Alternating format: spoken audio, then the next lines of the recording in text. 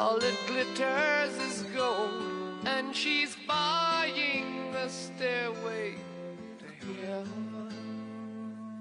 When she gets there, she knows if the stores are all closed, with a word she can get what she came for.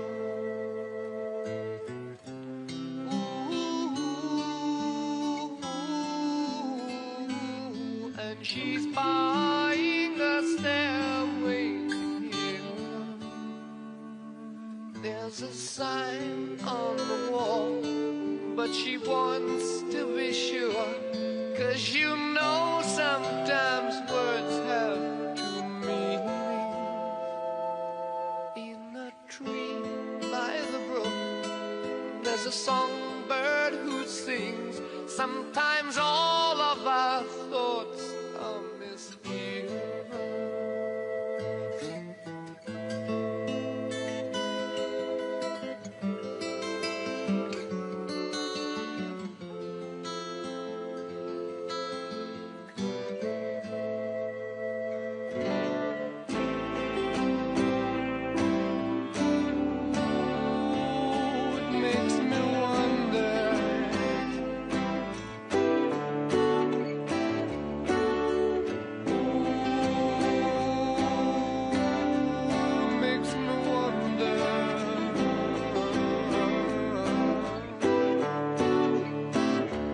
There's a feeling I get when I look to the west, and my spirit is crying for leaving.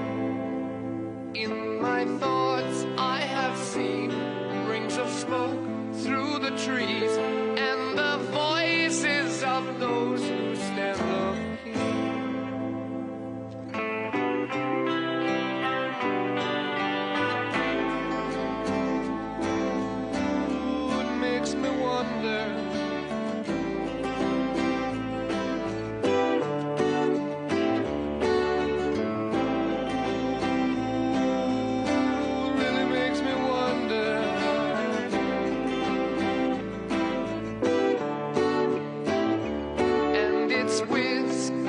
Soon, if we all call the tune, then the piper will lead us to reason, and a new day will dawn for those who stand long, and the forests will echo with laughter.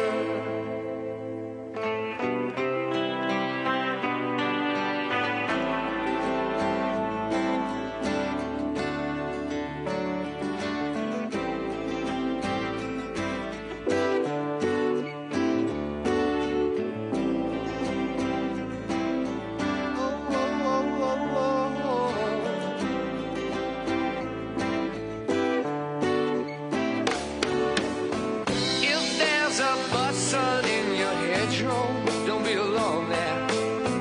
It's just a sprinkling for the May Queen.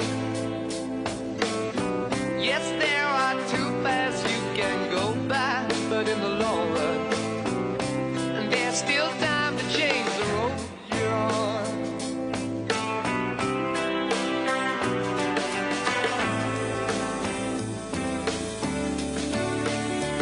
And it makes me wonder,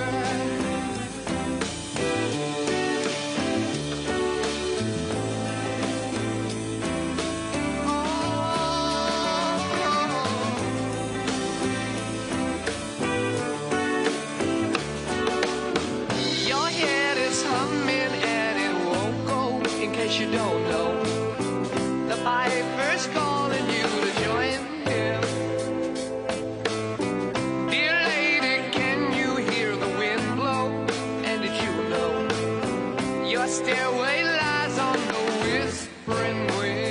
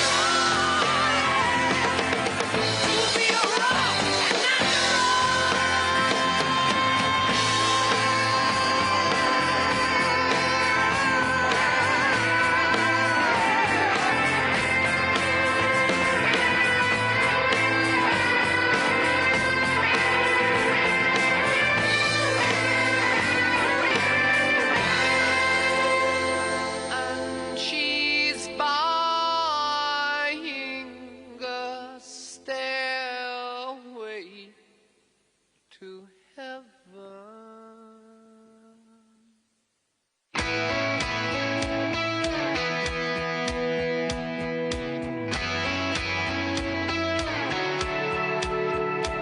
He's got a corner lot on Dogwood Drive, a year-old truck and a 9-to-5, comes home at night to a pretty wife with a baby due.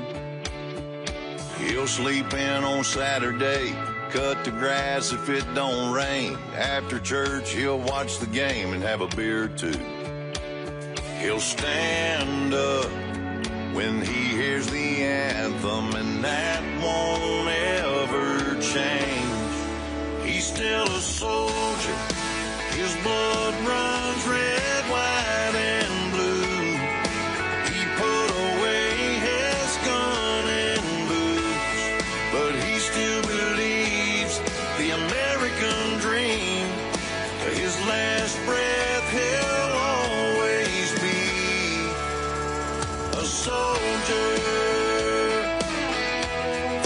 He's still a soldier. He's on his couch for the news at 10. He'll see those places that he's been, and when a brother falls, there's a part of him that does too. And if they call and needed him back, oh, he'd be on that plane. He's still a soldier, his blood runs red, white, and blue. He put away his gun and boots, but he still believes the American dream. To his last breath, he'll always be a soldier.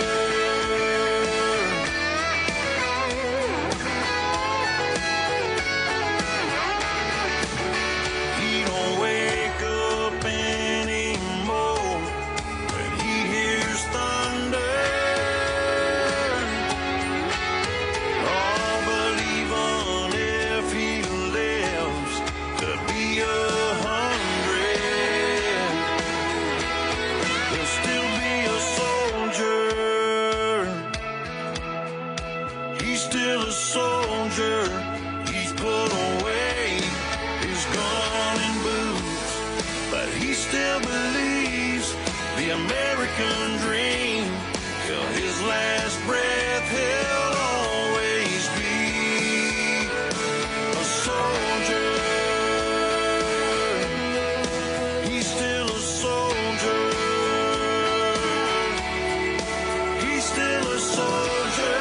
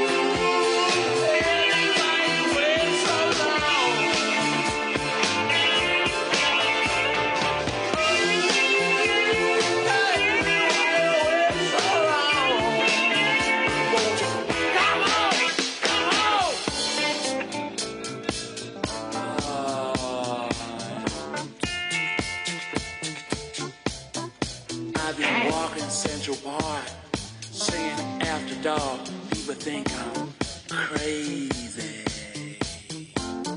Stopping on my feet, shuffling to the street, asking people, what's the matter with you, boy? Sometimes I want to say to myself, sometimes I say,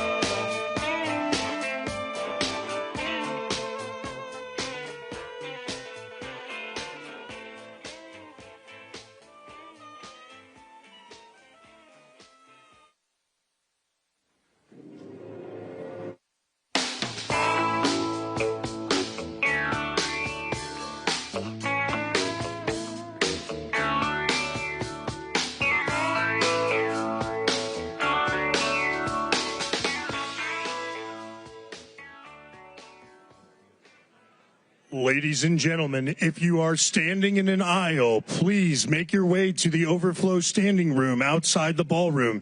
You cannot be standing in an aisle. You must have a seat or standing on the walls. Thank you very much.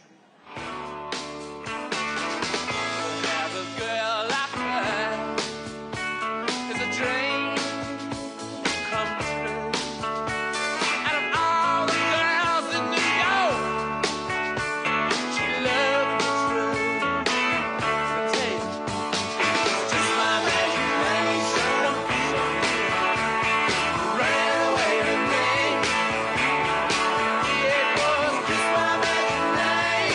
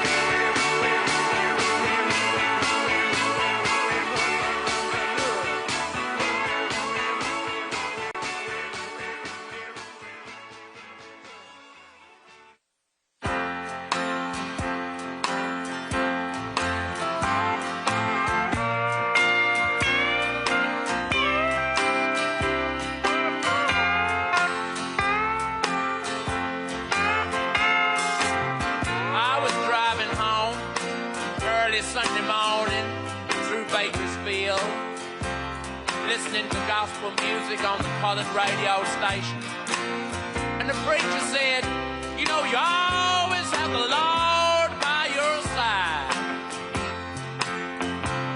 And I was so pleased to be informed of this that I ran 20 red lights in his honor. Thank you, Jesus. Thank you, Lord.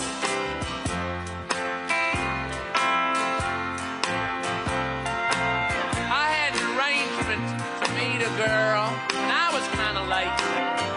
And I thought, by the time I got there, she'd be off with the nearest truck driver she could find. Much to my surprise, there she was, sitting in the corner, a little bleary, worse for wear and tear, with a girl with faraway eyes.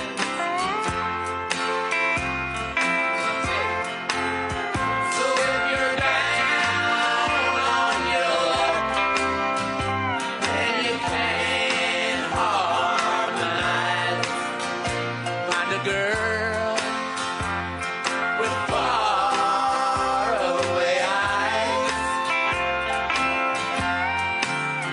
And if you're downright disgusted and life ain't worth the dime, get a girl with faraway eyes. Well,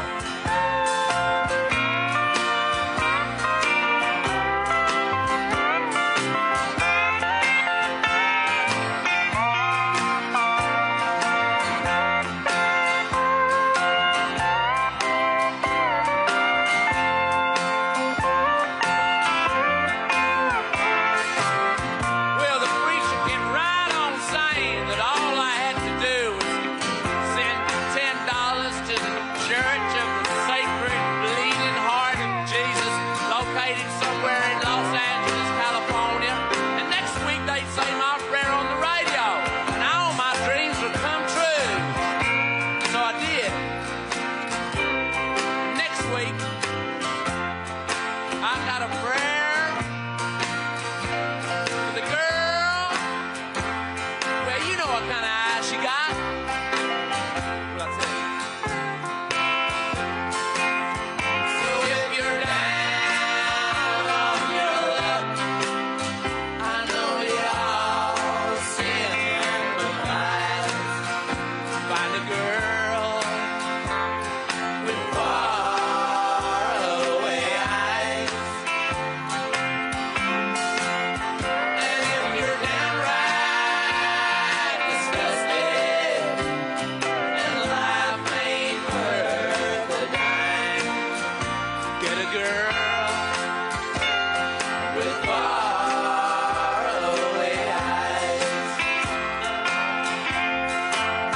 So if you're down on your luck, I know y'all sympathize. Get a girl with faraway eyes.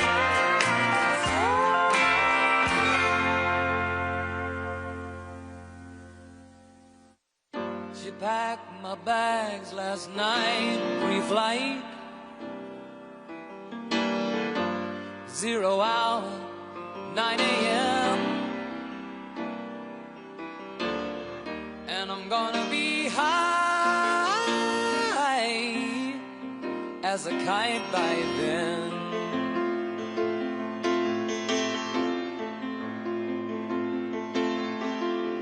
I miss the earth so much. I miss my wife. It's lonely out Ladies and to gentlemen, me. the 45th and 47th President of the United States, Donald J. Trump. And I'm proud to be an American, where at least I know I'm free. And I won't forget the men who died, who gave that right to me. And I gladly stand up next to you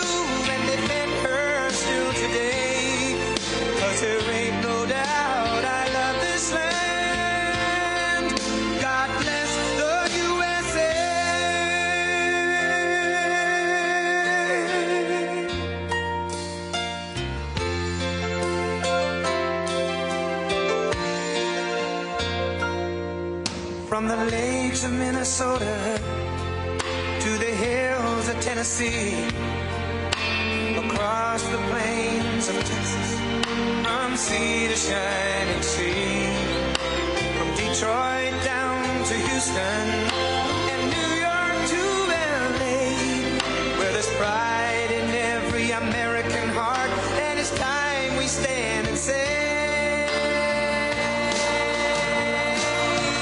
that I'm proud to be an American, where at least I know I'm free, and I won't forget the men who died, who gave that right to me, and I gladly stand up next to you and defend her still today, 'cause there ain't no doubt I love this land. God bless the USA.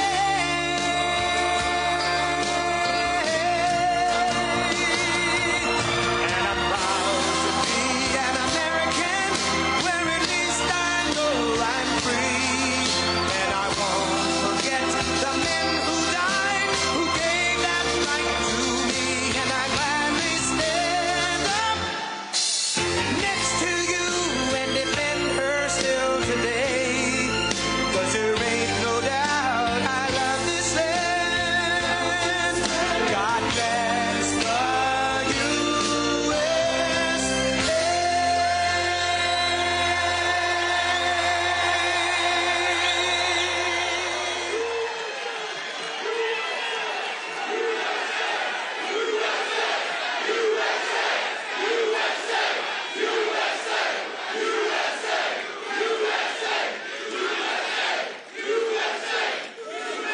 Well, this is a nice crowd.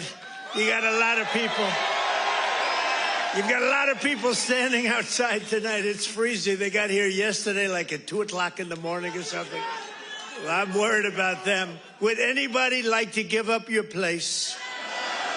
Let some people come in from the cold. You go out to the cold. I don't think so. I just want to say hello, Pennsylvania, and I'm thrilled to be back. It is incredible Commonwealth with so many proud, hardworking American patriots. That's what you are. So am I. I'm a proud hard worker.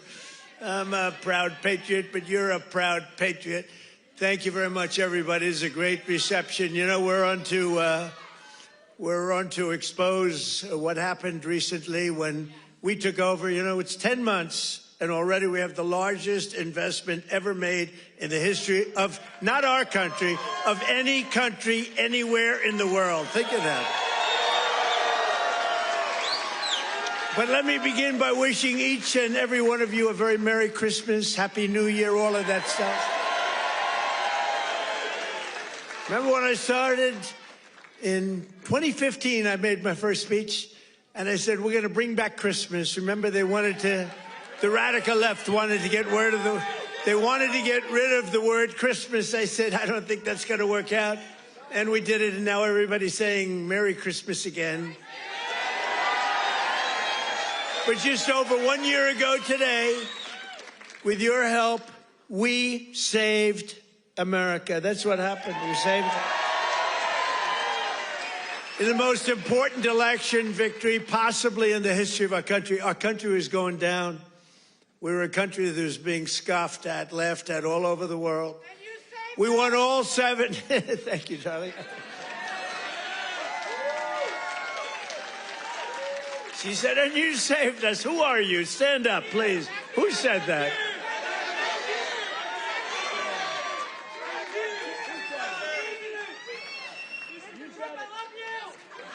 I love her.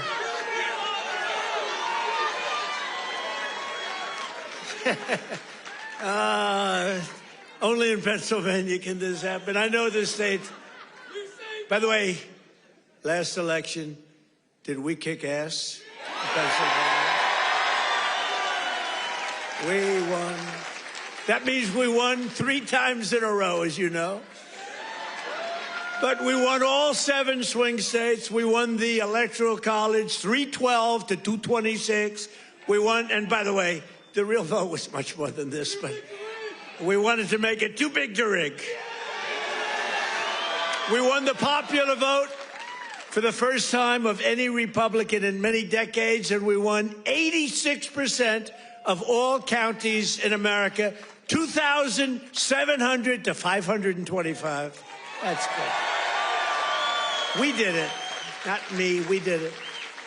And now, after just 10 months in office, I'm pleased to report that America is winning again, Pennsylvania is prospering again, and I will not rest until this Commonwealth is wealthier and stronger than ever before.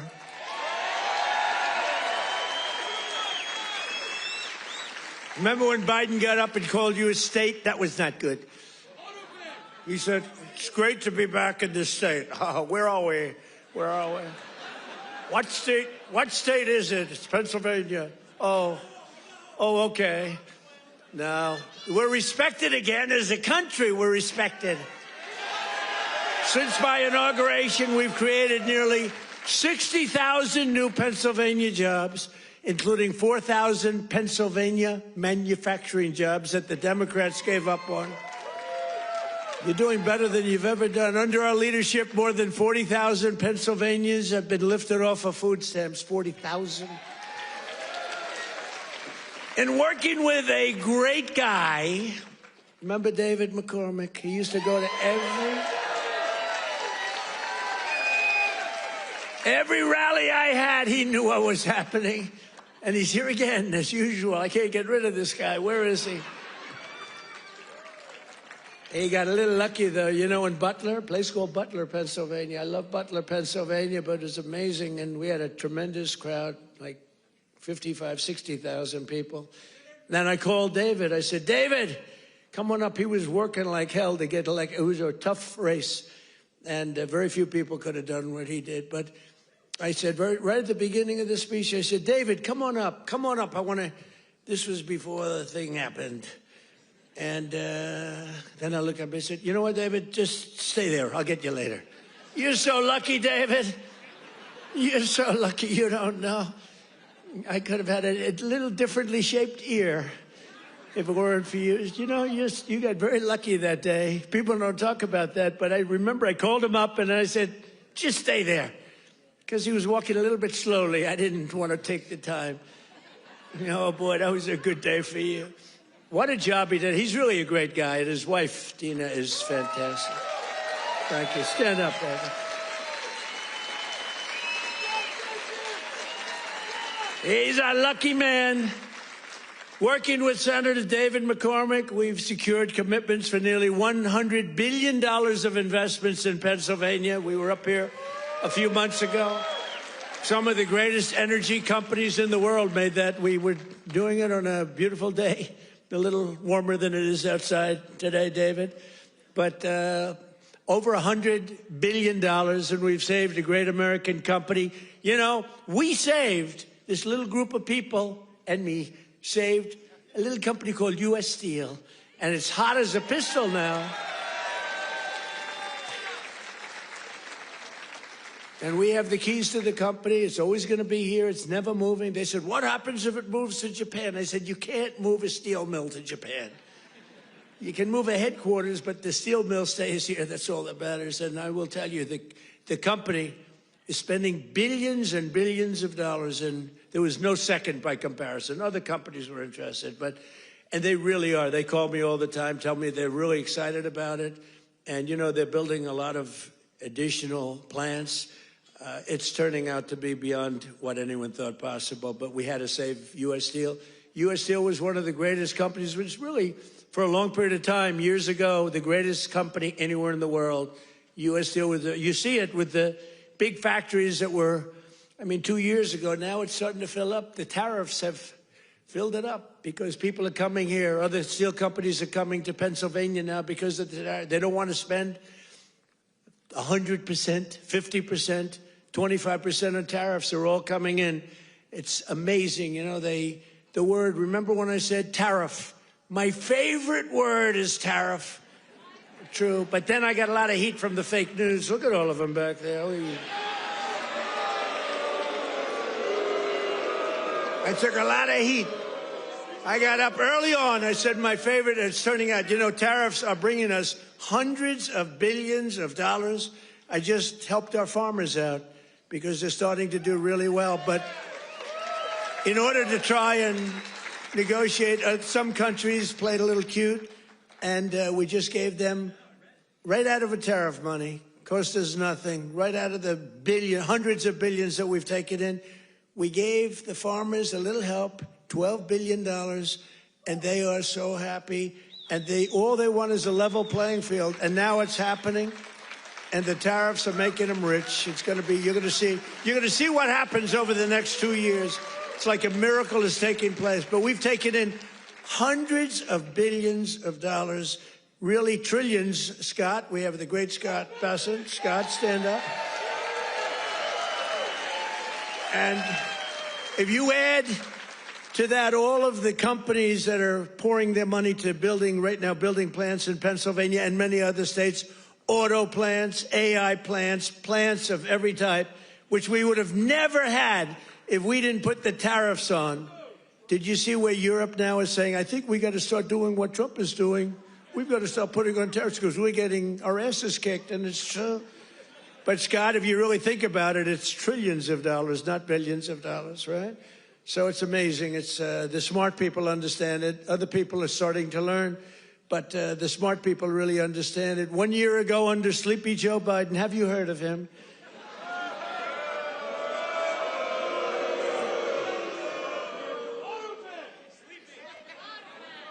You know, okay, look, the King of Saudi Arabia told me this.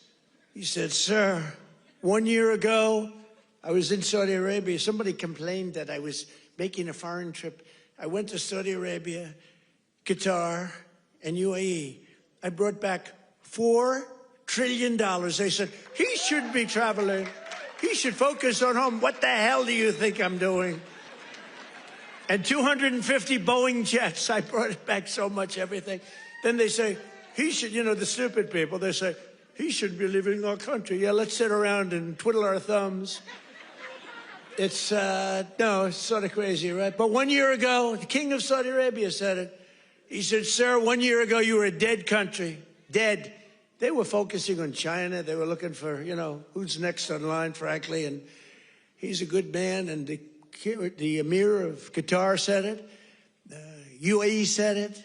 The big company, the big, smart country said it. We were a dead country 1 year ago. We were dead as a doornail. We were going down the tubes. And now we're the hottest country anywhere in the world. There's nobody close. Sure.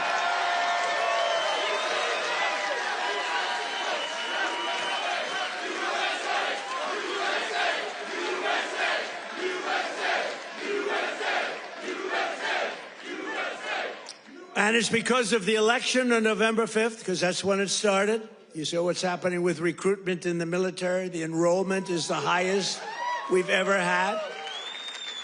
And, you know, right before November 5th, we couldn't get anybody in the military. We couldn't get police. We couldn't get firemen. We couldn't get anybody. And after November 5th, that's when it started. Right now, we have the highest enrollment we've ever had, the greatest recruitment days we've ever had in the military. It's amazing. So it's November 5th, and it's also, again, it's a thing called tariffs. And I told you, I was about to say that, you know, because I love the weave, the weave. You know what the weave is? You go here, bing, bing, bing, bing. You always have to get back to the right location. But otherwise, they'll criticize you for straying from the speech.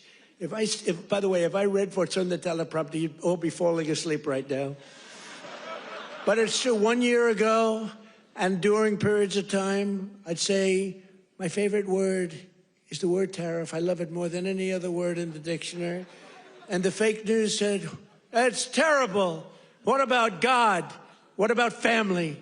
What about religion? What about your sons, your daughters? What about how terrible that's just? So I moved it back to fifth. I have it to fifth. And now I'm in no trouble with the fake news, you know? They say, what about religion? They always find, so you have to weave a little bit with the punches. You have to go, you know, the boxers, you got to go with the punches. But it's been amazing what's happened. And it's been amazing. It's a transformation of our country. I have the greatest oil man anywhere in the world. I see him sitting right there, Chris Wright.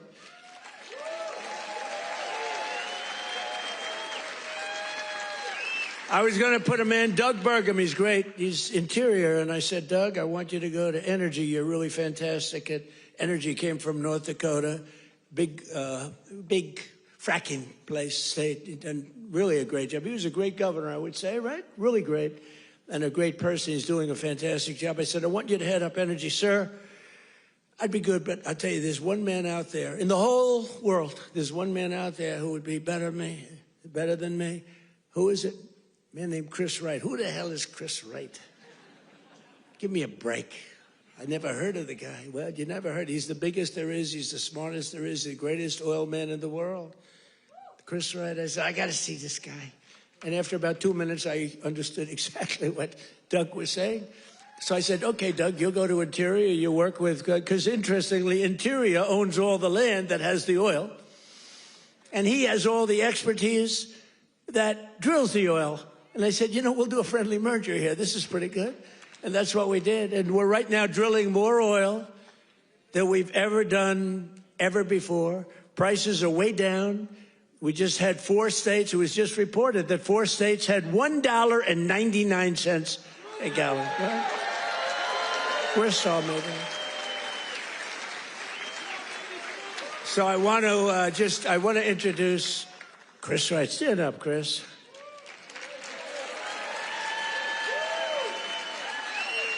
Who would think, you look at him, he's a nice looking guy and all that. Who would think he's rated, I mean, he's the most talented oil guy. He can put his nose on the ground and tell you whether or not there's oil. Other people have to spend billions of dollars on machinery and equipment, and it doesn't work. So I want to thank you. You're doing a great job. And is it true? We are right now, energy overall, not only the oil and gas, we are right now involved in more energy and have more energy in the works by far than we've ever had before. Is that right? Yeah. Not even close. Yeah. And I have no higher priority than making America affordable again. That's what we're going to do. And again, they caused the high prices and we're bringing them down. It's a simple message. If I had one message tonight, you know, this is being covered like all over the world. This is crazy because I haven't made a speech in a little while. You know, when you win, you say, oh, I can now rest. So Susie Trump, do you know Susie Trump? Sometimes referred to as Susie Wiles, Susie Trump. She's the great chief of staff at they don't use the word chief of staff anymore because of the Indians got extremely upset. But now the Indians actually want their name used, which is true. They never didn't want it used. But the chief of staff, and she's fantastic, she said, we have to start campaigning, sir. I said, I won. What do I have to do already? They said, we have to win the midterms, and you're the guy that's going to take us over the midterm. Where's Susie? Susie, come on, Susie. Look at Susie. Susie's the greatest. And who do we see there? We even brought our superstar today, Caroline. Stand up, Caroline.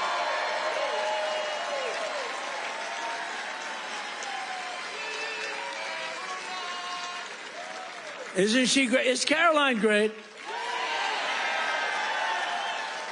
You know, when she goes on television, Fox, they dominate. They dominate when she gets up there with that beautiful face and those lips that don't stop, up, like a little machine gun.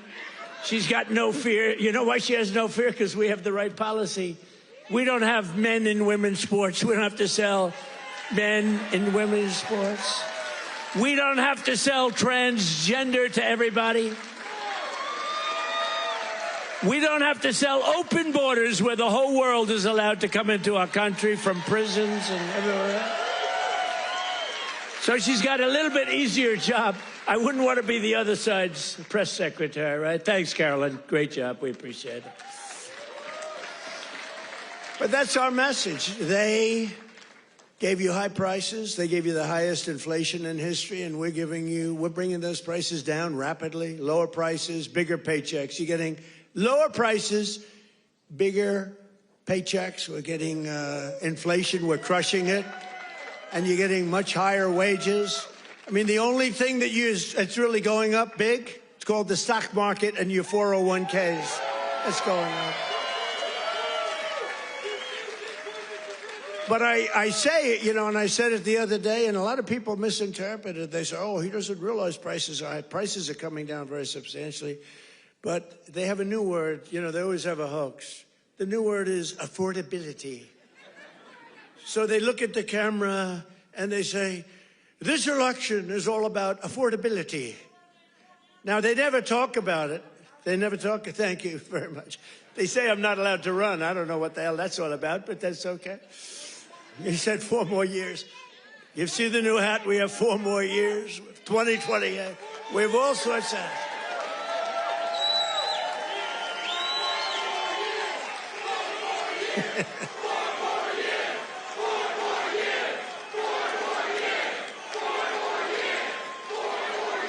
Well, you know what? We have 3 years and 2 months to go. And you know what that is in Trump time? 3 years and 2 months is called eternity. We have a long time. We have a long time. But under Biden, real wages plummeted by $3,000 a year. Under Trump, the typical factory worker has already seen their wages increase by more than $1,300, and that's in just a few months.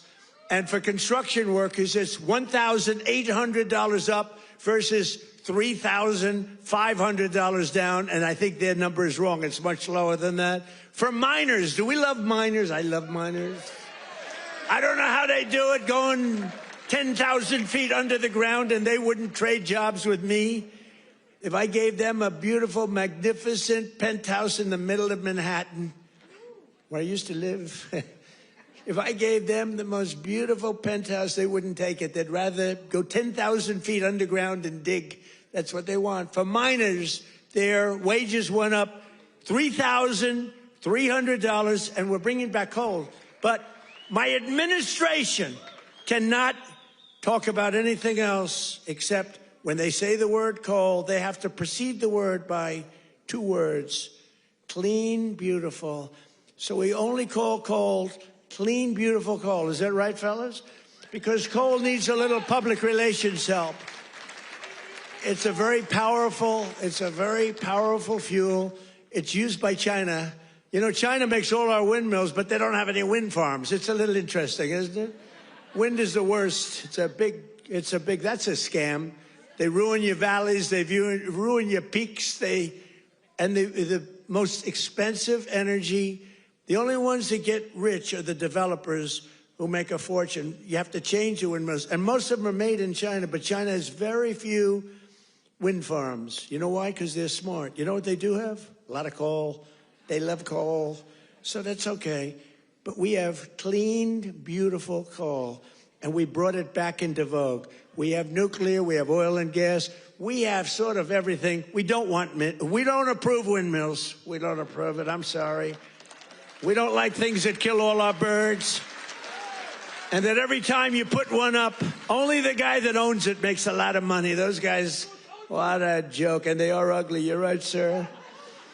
But Democrats talking about affordability is like Bonnie and Clyde preaching about public safety. And they are really truly the enemy of the working class when they do it, because we're going to have a great energy policy. You know, our oil prices are coming down very substantially, energy prices. And honestly, with that, everything comes down, because there's nothing nearly in the category of oil. You wouldn't even know what second is. There are seconds and thirds, but it's so far down the list we don't even talk about them. You get energy prices down, which we're doing. Again, the greatest amount of drilling, the greatest amount of fuel being produced right now in our country than ever before, by far. It's not even a contest. And when that happens, those prices come down. That's why you're seeing oil per barrel coming down nicely, very nicely. We don't want to go so rapidly because we want the people that produce it to keep producing it, but they're doing good. But it's amazing. But when energy comes down, your other prices come down too, all of your prices, and that's exactly. We inherited the highest prices ever, and we're bringing them down. We inherited the worst inflation in the history of our country. Think of that. And we're bringing them down rapidly. Their entire agenda is about robbing working people to fund their far-left cronies and give lavish benefits to foreign migrants and illegal aliens. You can't do it. Look, we all have a heart. We don't like what's happening. But, you know, when they allow them to come in, we have a border that, by the way, they don't talk about the border. Why don't you talk about the border anymore? The border is, for months, it's closed. Actually, their people, because they're radical left, their people, radical left, they rate the border and everything. You know how many people came into the border over the last 7 months? You know what it is? Zero. Zero.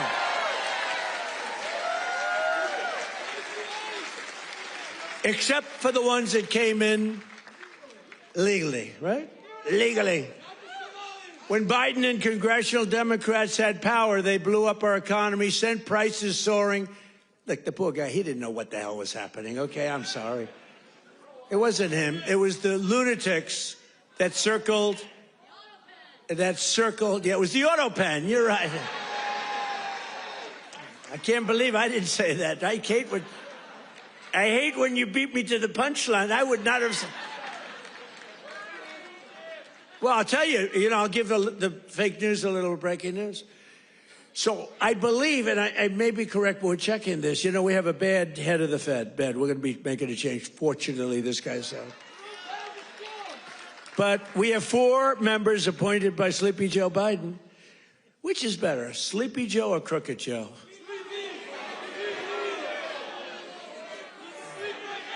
Historically, when I've done polls, from people, I do my own polls. I go to a big arena. We have 20,000 people. I say, which you like, Sleepy Joe or Crooked Joe? And I learned, I save millions of dollars. I don't have to do any polling, okay? Typically, Crooked Joe wins. I'm surprised. Because to me, he's a sleepy son of a bitch, who destroyed our country. If we didn't come along, and it's not me, it's all of us. If we didn't come along, this country was destroyed, I'll tell you. It would have been destroyed. But now Democrats in Congress want to take us straight back to the Bidenomics. They don't change. And I don't really talk about it because, for instance, I watched a congressman the other day on a television show. They were interviewing a Democrat. He was fighting like hell for men to play in women's sports, okay? And I was going to put something out. I was going to he's a well-known congressman. And I said, let's save it about 2 weeks before the election. Right, David? We don't want to do it now. What the hell good does it do now? Let's save it for about 2 weeks because we don't want them to change. Just let them keep going. I think transgender for all is a great, great thing for the Democrats to be talking about. Transgender for every member in your family. If they're not feeling well that night, let's just change their sex. Now, let's not talk about it. Let them go and let them fight to get these things. I think open borders are great. Where prisons are emptied into our country, right? Where we have people from all over the world being dumped into our country. The people that aren't wanted in their countries, by the way. I think that's a great, like Somalia. Welcome. Do we have any individuals from Somalia in the group? Please raise your hand. That's for Minnesota. That's called the great big Minnesota scam with one of the dumbest governors ever in history.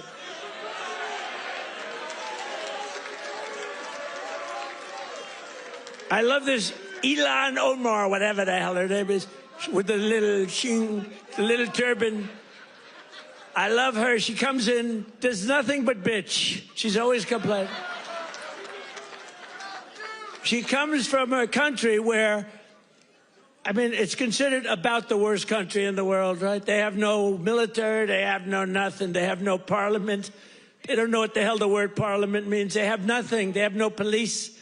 They police themselves. They kill each other all the time. I love it. She comes to our country, and she's always complaining about, the Constitution allows me to do this. We ought to get her the hell out. She married her brother in order to get in, right? She married her brother. Can you imagine if Donald Trump married his sister? Beautiful. She's a beautiful person. If I married my sister to get my citizenship, do you think I'd last for about 2 hours, or would it be something less than that? She married her brother to get in. Therefore, she's here illegally. She should get the hell out. Throw her the hell out. She does nothing but complain.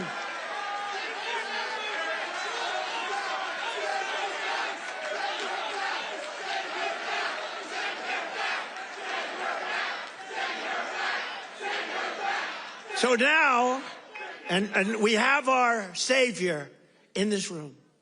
His name is Secretary of the Treasury, Scott Bessent. He's right there. Because that very handsome man, by the way, if you're picking the Secretary of the Treasury, is he like the perfect guy for a movie?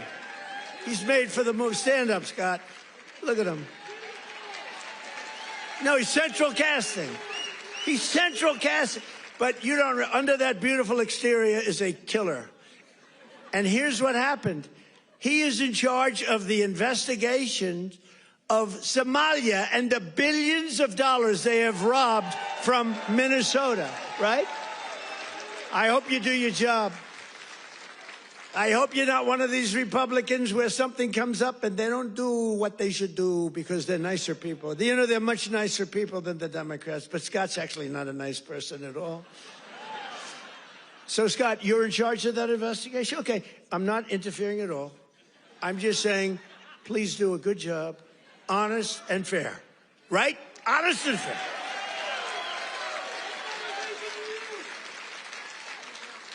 Oh, if he's honest and fair, you know what he's going to find?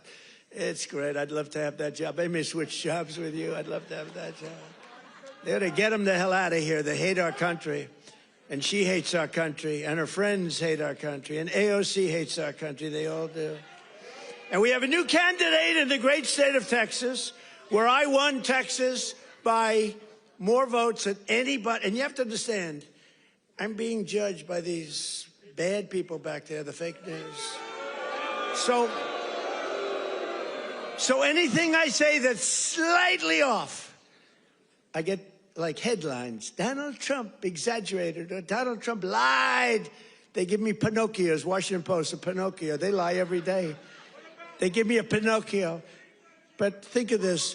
If I make even the slightest mistake, what they do is they go after me. Everything I say is correct. We have now a new candidate. I won Texas by the largest vote in the history of Texas 3 times, okay? I love Texas.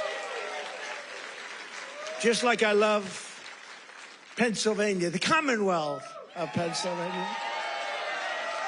Just like I love, honestly, every one of our states. I love all of our states, and we've done so well. I love all of our states. What? By the way,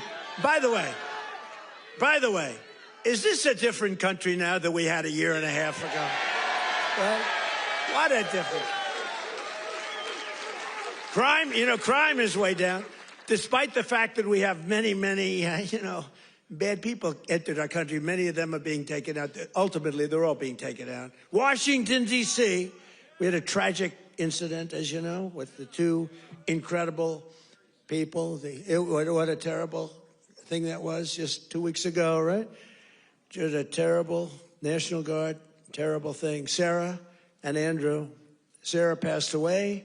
She's looking at us from heaven, from above, and she was killed almost instantly. They kept her alive. So her parents came from West Virginia, another great state. Her parents are incredible. They couldn't believe it. She was 20 years old, perfect. She was just getting a little promotion. They were so proud of her. She was on her way up, and she was shot in the head, the brain, shot in the head. They were able to keep her alive long enough for her parents to come in from West Virginia and say goodbye to her. And Andrew is the second one, who's also from West Virginia National Guard, incredible people. And so they were both from West Virginia. And his mother's named Monica. And Monica's the most positive person I've ever seen. The night that he was so badly hit and the doctors gave him almost no chance, I called their hospital room and spoke to her.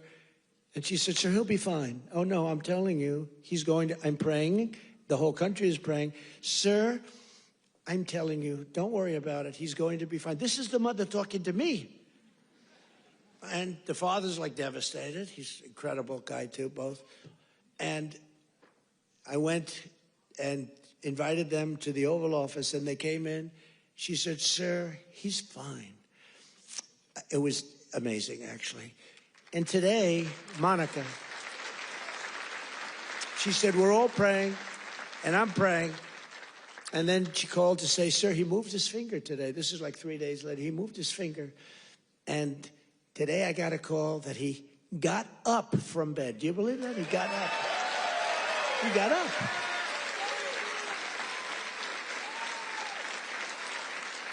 Now, he didn't speak. He's not ready for that yet. I mean, he got hit in the head. But he got up, and boy, they're so happy. It's amazing. And the care that they've given him at the hospital, and the generals that have been there, the military that's been there, it's amazing. General Seward and others that she said the level of love that your military has given to my boy. And by the way, Sarah's parents said the same thing. The love and the affection and the care that they're given, they can't even believe what's happened. But Andrew stood up today, and people even can't believe it. So the mother was amazing, and let's hope it continues. Look, it doesn't get much worse than what he did. Let's hope it continues. But that's an act of terrorism. This is a guy came from Washington, state of Washington, came across the country, and he wanted to kill people with the uniform. A whack job. Isn't it crazy? Think of it. He was also very badly injured. And they're fighting to save his life so that we can give him the death penalty. How crazy is that, right? They're fighting to save his life so that we can give him the death penalty. That's the way it really should work, right? The doctors have to do their job, and then the lawyers have to do their job. But it's an amazing country. Actually, Andrew's father said that. He said, they're fighting for him. I hope they save him, sir, because I hope he has to understand what he did, how bad it is. And he's going to, I think he will be saved, actually. It looks like they will save him. He wasn't as badly hurt as Sarah or Andrew, but isn't it an amazing thing? They're working so hard to save his life, and we're going to put him up for the death penalty. Amazing, huh? Only in America. That's only in America. You know, in one way, there's something beautiful about it. In another way, it's a little crazy, right?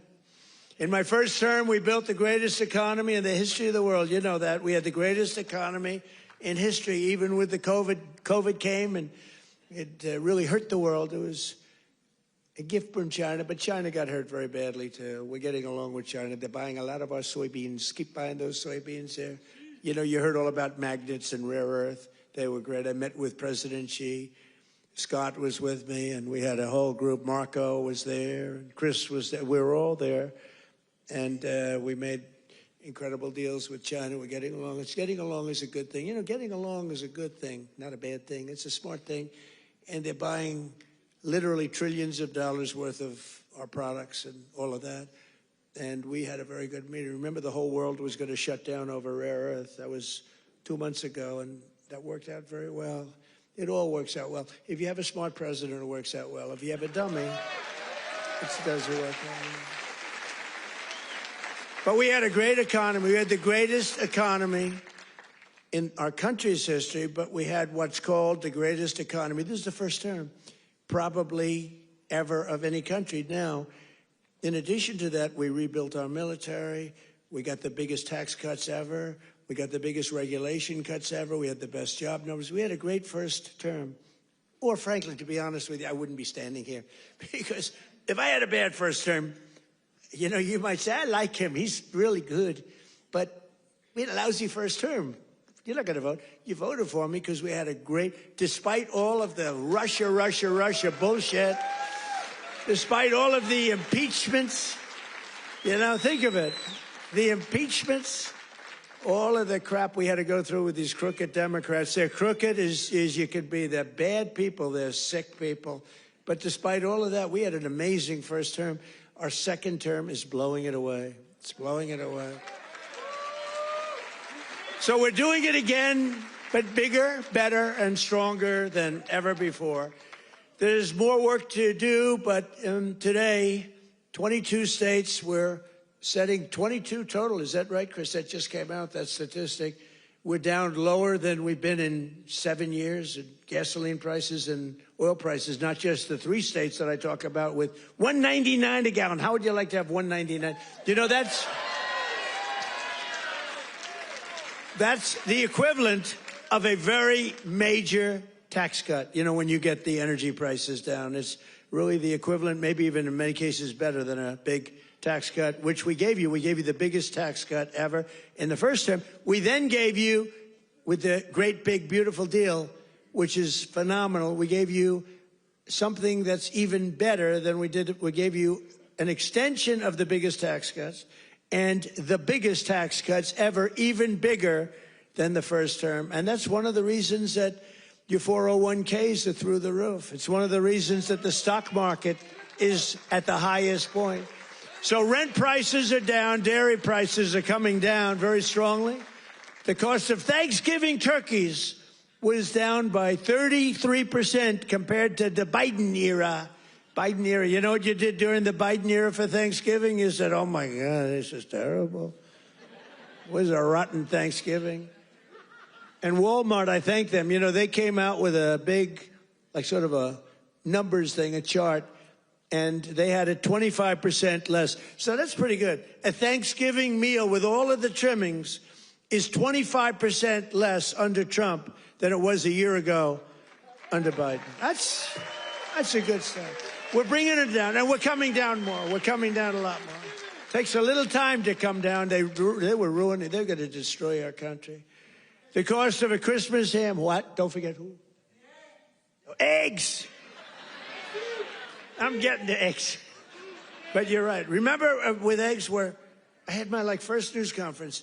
2 days went by and I had a news conference, right? Unlike Biden, 2 years go by, he still didn't have it. Remember? He'd walk off the stage. He's finished with his, sir, you finished with your speech. Now what? You finished what? And then he'd walk into a wall. What he did, and it wasn't him. It was some really smart, radical left lunatics. What they did to our country, we can never forget. We can never forget. But you remember the first eggs? We remember the first 3 days. I just got there. Sure, what's these people? 2 of them are there, right there. Look at all those cameras you got. You got a lot of television going. 2 of them were there. And I'm talking about, yes, I look forward to getting involved and doing great things. What about eggs? Eggs are down. As they go, eggs. They said, the price of eggs is quadrupled. I said, oh, I didn't know that. Tell me about it. It's gone up like 4 or 5 times. Remember eggs right at the beginning. He's right when he says eggs. It went up like 4 times. It was like crazy.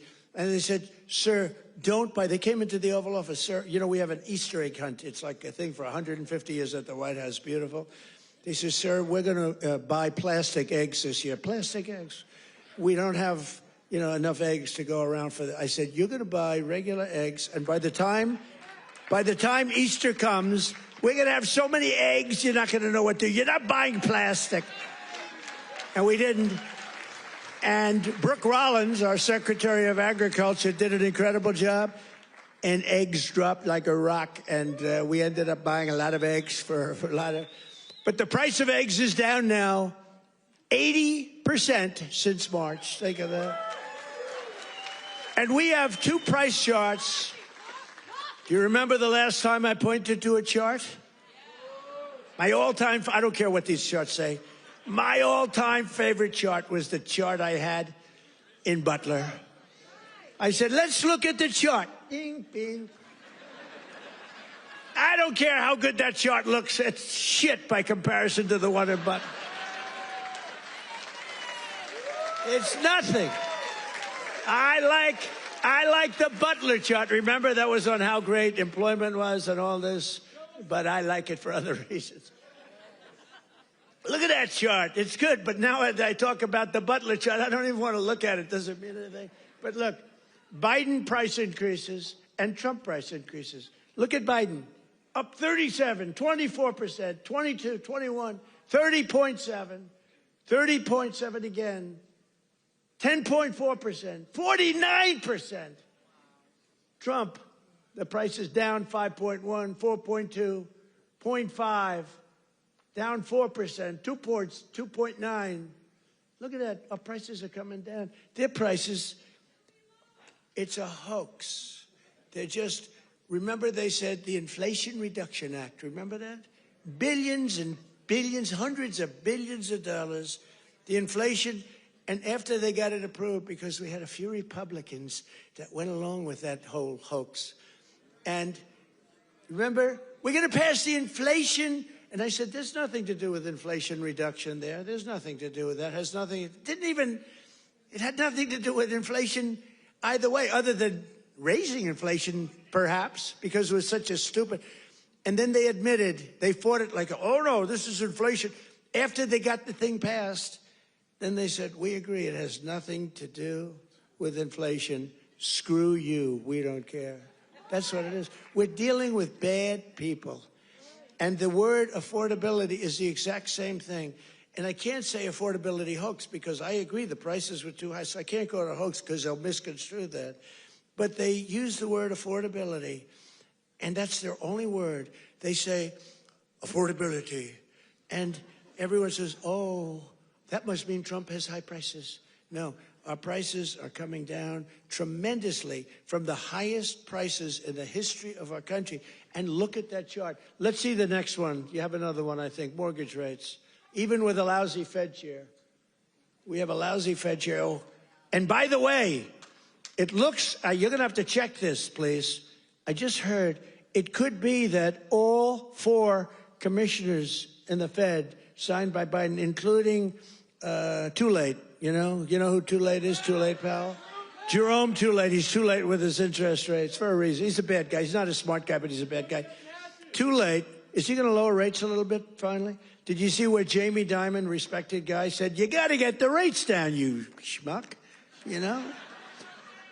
But I hear that the Autopen may have signed those commissions. If they signed those commissions, now maybe I'm wrong, but we're going to check. Have you checked that? Are you hearing it? Who signed it? Did he sign it or did the Autopen sign it? I'm hearing the Autopen. You know, you can't use the Autopen unless it's very strongly authorized, unless you show you know what the hell you're doing, which is impossible of him to show. So, I don't know. I think it's something we have to look into. You put people there that are not authorized to be there. I know I signed Chris Wright. I signed everything, but I signed Chris Wright. If I gave you an Autopen, they could throw you the hell out of here, Chris. The difference is they would do it, you know? We try and be too nice. No, would you check that, Scott, okay? Because I'm hearing that the Autopen could have signed maybe all 4, but maybe a couple of them. We'll take 2. So look at that, Biden. I love that laugh. Who's the woman with that great hearty laugh? That's a woman that likes Trump. That's how beautiful. Anybody can laugh with that happiness. She likes Trump. He likes Trump, too, with the hat. Yes, that's right. Thank you. Thank you, man. Thank you. So, Biden, new yearly mortgage cost increases, and Trump, new yearly. Look, we went down with our rates. They went up with their rates much. That's a lot. So, with us, you save $2,900, almost $3,000. And with them, you go up, it costs you $15,000. You don't hear that because the fake news doesn't tell you that. And these are charts, these are government charts. These are not made up by Donald J. Trump. These are government charts. Do you have a third chart? Because I like these charts very much. Not as much as Butler, but I like them. You have any other charts? Because so far they're playing quite well. Oh, look at that. Real wages. Look at that. losses and Trump real wages gains for the typical worker. Wow. I mean, that's incredible, right? So look at the amount of loss, 18.5, 106. What the hell is that all about? Is that even possible?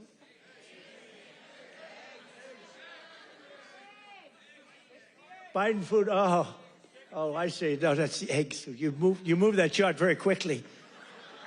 I said, what's going on with that chart? That was Houdini did that. Because I was saying, boy, I really like the numbers having to do with real wages, but, you know, they've played very well. But this plays very well, too. So, yeah, Biden food price increases, Trump, look at that.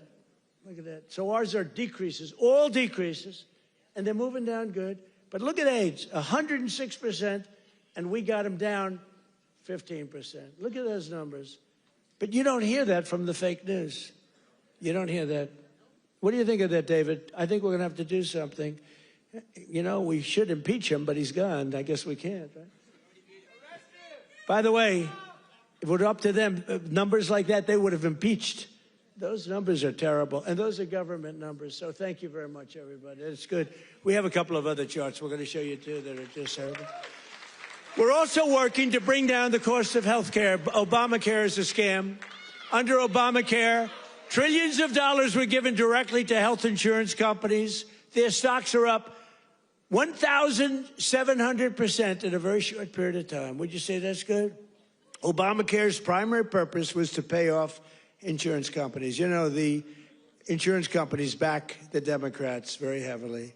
I want to give billions of dollars directly to the people. I want to take all of the billions and billions and actually trillions, but over a period of time.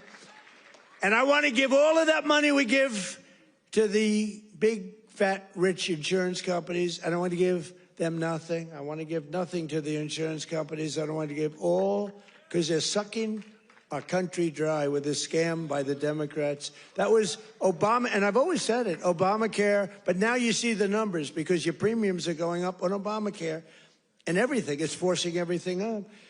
But we want the money go directly to the people. We want you to go out and buy your own health insurance, and you'll get much better health insurance at a much lower cost.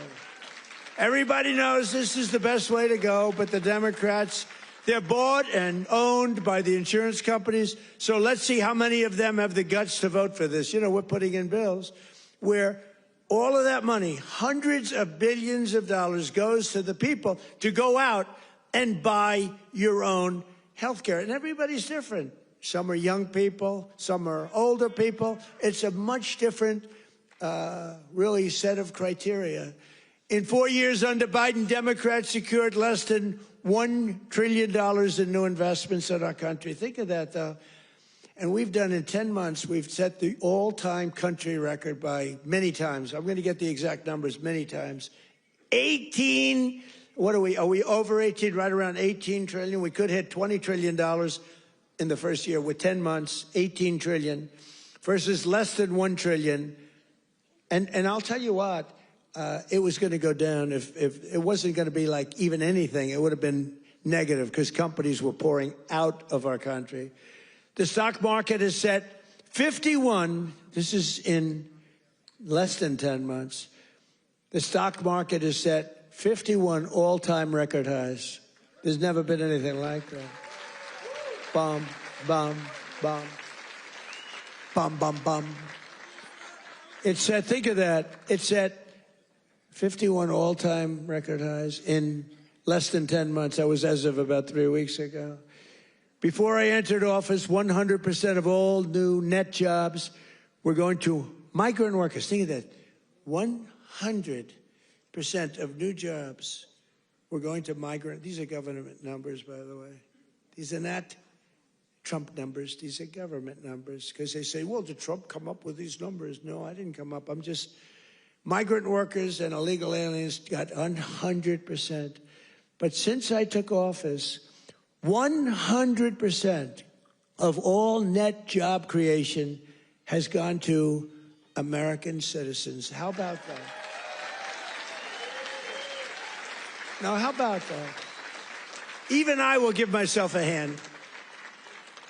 Now think of it, 100% went to American citizens before 100% went to people that came into the country illegally. Again, many of them from prisons, many of them gang members, drug members, Tren de Aragua. More Americans are working today than at any time in the history of our country. That's why when they ask about the economy, you know, you have fake polls. How's Trump doing? You hear these numbers. How's Trump doing on the economy? I was interviewed by a very hostile group today. I said, why am I doing these people? They're hostile. But they were relatively fair because they can't beat you. I don't mind. I can be interviewed by anybody. Were you concerned if you're doing badly, you don't want to be interviewed by bad people. But they can't do anything to you because the numbers speak. It was Politico. I did an interview today. It was a good interview because they have no ammunition. The one person said to me, it's unbelievable. Our economy is unbelievable. There's never been anything. But the Democrats go out, prices are too high. Yeah, they're too high because they caused them to be too high. But now they're coming down. One of the most important ways we're defeating inflation is by unleashing American energy, including oil, gas, and clean, beautiful coal right here in the Commonwealth of Pennsylvania. Did you know I went to school in the Commonwealth of Pennsylvania, right? The great Wharton School of Finance. I love the Wharton School. Became a little liberal, but these are minor details. But the Wharton School, one of the greatest schools in the world. I went here and I loved it. I loved the school, and I love Philadelphia. Philadelphia's gotten a little rougher, but we're going to take it. And you have a great football coach, and you have a great running back, Saquon.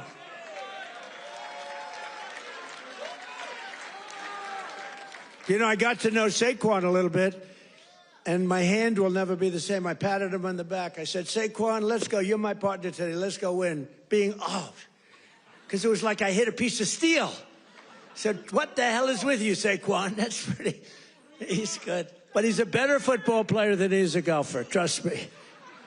He's so strong. Those muscles are, but his football is great. His golf will be very good. Very good. But we won. We won our match. And you do have a great coach. I was with you, Coach. I got a little streak going here, but that'll change. But he's a great coach. Well, you won the whole deal, right? I got to know him last year when he came to the White House, and I said, this guy's he's a real leader. The players loved him. And you had some players that are just, really just fantastic guys. But you have a good football team. It's really good to watch. But for 4 long years, Biden and the Democrats tried to endlessly kill Pennsylvania energy jobs. They worked so hard to kill the jobs. They wanted wind all over the place, you know. Let's go buy those windmills for millions of dollars each from China. Every time it goes around, you lose $15. Did you know that? That's on average. You're supposed to make money with energy. You're not supposed to lose money with energy. And everybody that's doing wind is in virtual bankruptcy right now. If you look at UK, I told he's a nice man, Starmer, Prime Minister. I said, you have a great energy source in the North Sea. Use it, or you're not going to be in office very long. Their energy prices, they're putting wind all over Scotland, all over the most beautiful fields in the world, Scotland. All over beautiful. Oh, we have some Scottish people here. Where the hell did you come from? We have Scottish people. But they're putting wind all over Scotland. The people are not thrilled with it. And it's costing them a fortune. They have the most expensive energy. And I said, I'm going to do you a favor. You could be there for a long time. Open up the North Sea oil. One of the greatest oil. And, they like to say, well, it's very well depleted. No. It's good for another 500 years, and they haven't even found most of it yet. And if you look at Norway, they have a section of the North Sea, which in theory isn't as vibrant, and it's a very rich country. They have a tremendous worth because of the North Sea. But UK has to, if they don't go back to oil, I think a lot of bad things are happening to Europe. That their immigration policies are so bad. Is so bad. Destroying our beautiful Europe. I love Europe. They're destroying Europe, and they better do something. I'll give them just some free advice. I'm focused here. but I give them free advice. They better be careful because immigration and energy are going to destroy Europe. On day one, I ended the war on Pennsylvania energy. I just terminated something that was insane. And we all love Elon. Elon was up here campaigning, right? But I said, Elon, I think electric cars are great, but not everybody wants an electric car. And I ended the insane electric vehicle mandate where everybody was supposed to have an electric car by the year like 2030 or some ridiculous year like that. It's not going to be that way. I don't think it'll be some like hybrids, some going to like gasoline powered. I mean, the nice thing about gasoline is we have 2,000 years worth of we have more gasoline, we have more oil and gas than any country anywhere in the world. Is that right? And they want us to go to batteries. Let's go to batteries. We don't have battery content. So let's go to batteries, according to these morons that were in our country. Let's not use oil and gas, which we have more than any country in the world. Let's go to batteries. Well, we have to go to the Congo and get it from China. But I actually stopped the war with Congo and Rwanda, and they said to me, please, please, we would love you to come and take our minerals, which we'll do. But I stopped the Green New Scam. It's a total scam. And, you know, we had, they used to call it global warming. Then they called it 15 other things, and none of them worked. So they came up with climate change, remember? Climate change. Because you can't go wrong with climate change if it goes up. Remember, global warming, and then the temperature started going down like a rock. Remember? We had global warming, and they sent that big, beautiful ship with all scientists on it, and it went into deepest Alaska. It went up through the ice. And the global warming, it was getting so warm, except, unfortunately, they had a bad few weeks. It got so cold that the ice just crushed the ship. We had to take those poor bastards out by helicopter. The scientists, they said, one guy was petrified of helicopter. He said, I have a choice, go down in the ice with the ship or go in a helicopter. He chose the helicopter. He made it. But we have a very simple policy, right, Chris? Drill, baby, drill. We have a simple policy. And natural gas production is booming. Coal mining is up by 2.4 million tons a month. And we're also reviving Pennsylvania manufacturing. And with our historic tariffs, steel production is roaring back. We're building steel mills all over the country. And U.S. Steel is coming back at a level never thought possible before. And I was up.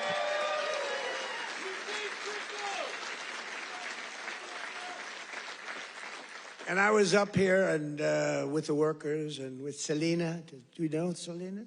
Does everybody know? And with some other people. We were up with some great people, and we spent the whole day, and they were determining whether or not they want to make which one of the deals. I went to the workers. I said, which one do you like? We picked the right one. As I said before, billions of dollars they're spending. And the steel workers are doing phenomenally better. I think you're going to do better than you've ever done before. You were losing all of your steel. If we didn't have tariffs, you would have no steel. We wouldn't have one steel mill anywhere in the United States.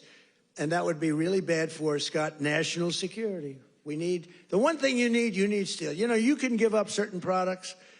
You can give up pencils. Because under the China policy, you know, every child can get 37 pencils. They only need one or two, you know. They don't need that many. But you always need steel. You don't need $37 for your daughter. 2 or 3 is nice, but you don't need $37. So we're doing things right. We're running this country right. We're also putting thousands of dollars in the pockets of hardworking Pennsylvanians with the largest tax cuts in American history. That's no tax on tips, no tax on overtime, no tax on Social Security for our great seniors, no tax. And all of that kicks in on January 1st. You know, it hasn't kicked in yet. I mean, we're doing great, and it hasn't kicked in yet, and it's amazing. And it's one of the reasons they said, sir, would you mind going on the trail And I actually like it, you know. I have fun. I have fun. I haven't read practically anything off the stupid teleprompter. And then my speechwriters they're getting awards for some of the finest speeches, and I haven't even read them. And the award for the finest writer in the history of speech making, Ross. Where are you, Ross? Are you here, Ross? Where the hell is Ross? Ross, are you here? Look, first time I've ever introduced him. Ross, get over here. I got it. He's a young, handsome man. He's the greatest. Thank you, Ross. Very low-key guy. Thank you. Look at Ross. He's so shy. I can't believe it. We're joined today by Donna Zajac, a mom and a waitress of over 45 years who lives in Stroudsburg. Does everybody know where Strouds? I know where it is.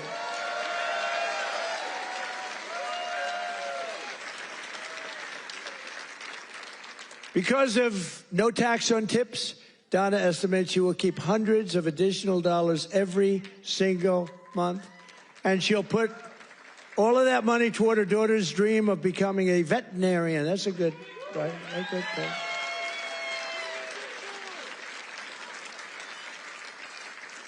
Are you here, Donna? Where's Donna? Oh, come on up, Donna. Come on. Come on. You want, say a few words. Look how beautiful she is. She stood up. She wasn't supposed to come up, but when I looked at her, I said, come on up, Donna. Look how beautiful she is. You're not allowed to say that anymore. You know, in politics, if you say somebody's beautiful, that's the end of your political career. I say, I don't care. I don't care. Come on up, Donna.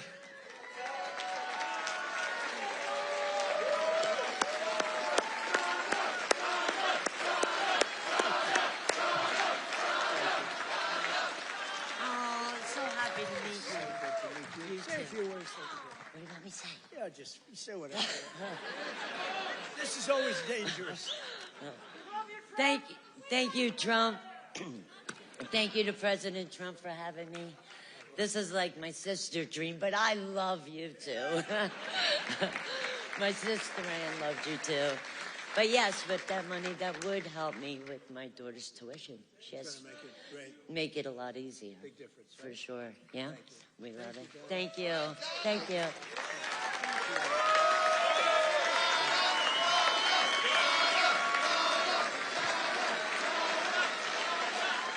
A star is born. That's all I say. A star is born. Is your sister here? Is your sister here, Donna? Are you? Oh, hello. How are you? Good family. Well, thank you. Thanks, Donna. That's beautiful. Also with us is Marine Corps veteran Sean Downey, who now serves as a firefighter and a local first responder. Sean worked over 400 hours of overtime. That's a lot. And thanks to no tax on overtime, he'll take home thousands of dollars extra, which he plans to use to buy your first home. And thank you. Where's Sean? Good, Sean. Good. So you're going to use that money well, right? That was not an easy one to get approved. You know, it all went through Congress. I had to really push hard. I was not nice. I was not nice to get you that money. But you're going to use that money to get a house, right? A first house? Good. Well, you have a great future. Thank you very much. And here as well is Megan Hemhauser from Cresco, Pennsylvania. Megan's husband works 10 to 15 hours of overtime a week operating heavy equipment while she bartends and waits tables at night and homeschools her two children during the day, getting more and more prevalent. Homeschooling getting more and more. It's happening. That's okay. It's good. But thanks to no tax on tips and no tax on overtime, more than a quarter of their income will be tax-free. Megan, do you want to come up? Come on, Megan. Come on up.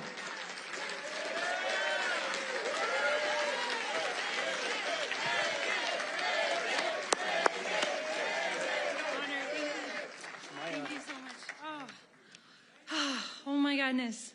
Thank you. Thank you so much. As President Trump said, I'm a mom, a wife. I homeschool my 2 brilliant children.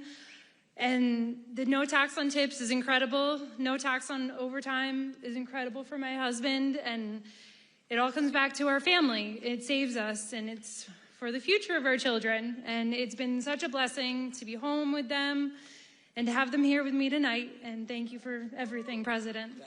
Thank you. Let me see that.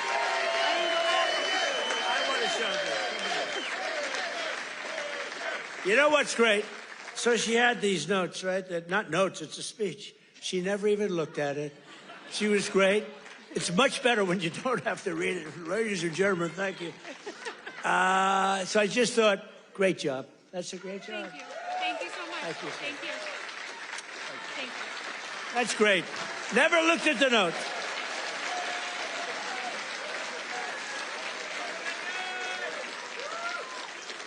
She never looked at those notes. That's pretty cool. I have a lot of professionals sitting right here. They'll get up and read a speech.